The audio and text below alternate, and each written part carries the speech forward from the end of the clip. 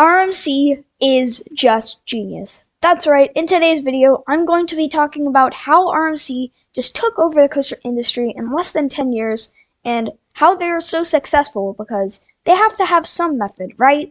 I mean, most people would think it's just that they've tried a method that no one's thought of before, but it's actually really strategic. And that is what I'm going to be going over today. I'm also going to be going over from where they all started, so you guys won't want to miss this video. If you guys do go on to enjoy the video, please drop a like and subscribe to my YouTube channel, as it does help the channel out against the YouTube algorithm. And with that said, I hope you guys enjoy the video. Let's start this video off with where RMC began their not-so-long journey, New Texas Giant at Six Flags Over Texas. Built in 2011, which was their very first coaster. Before New Texas Giant, no other theme park chain wanted to trust RMC with their wacky idea that no other known coaster manufacturer had tried before because, it was RMC. They hadn't built a single coaster yet, and they were some unknown manufacturer in the middle of Idaho.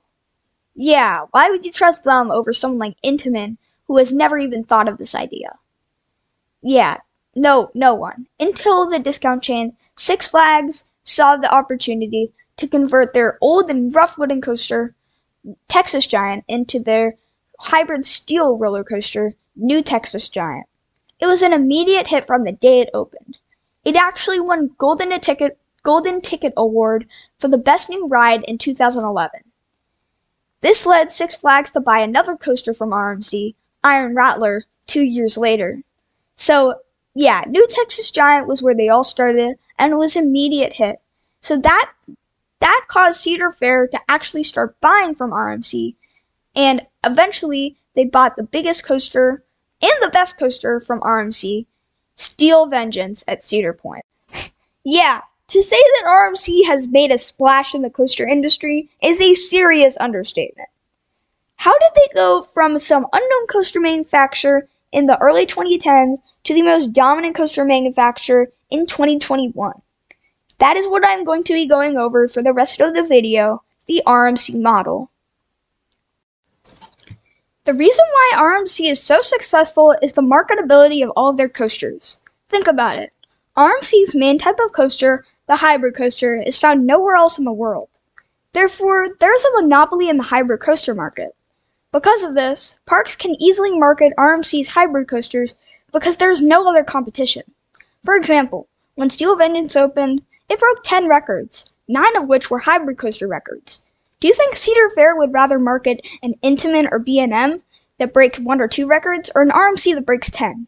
Even if the Intamin or B&M would be better than the RMC, Cedar Fair would choose RMC 10 times out of 10 because of the marketability. The Topper Track Woodies were a bit of a failure, but Dollywood had a really easy time marketing Lightning Rod because it was the first launch wooden coaster, and Silver Dollar City had a really easy time marketing Outlaw Run because it was the first wooden coaster with 2 inversions. Then came their completely unique single rail models, and Six Flags and Cedar Fair had a really easy time marketing the 2 single rail prototypes, with them being the only single rails at the time. To this day, Six Flags is having a field day marketing their record-breaking single rails, with Jersey Devil, then new for 2022, Wonder Woman Flight of Courage.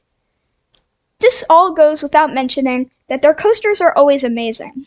There hasn't been one RMC coaster that is disappointed. On top of all of this, their coasters are cheap compared to B&M and Intamin. For example, the RMC hybrid conversion of Hurler to Twisted Timbers was only $8 million, and it was a bigger success than the $30 million i305. Not only does this mean that Cedar Fair has an alternative to the irreparable relationship with Intamin, but this also means that smaller chains like Six Flags, SeaWorld, and Hershon can buy RMC's coasters too. Overall, what makes RMC so dominant is how they create monopolies with every revolutionary model. They have a monopoly in hybrid coasters and single rail coasters, and can easily take B&M in the hypercoaster market if they want to. It is a very rare occurrence that every major theme park chain goes to a manufacturer, but RMC is clearly an exception.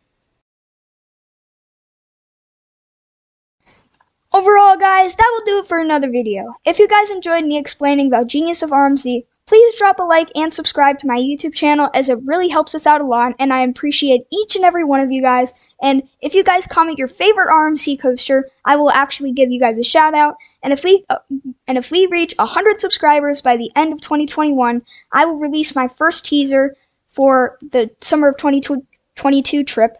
So please do that, and I will shout you out if you subscribe.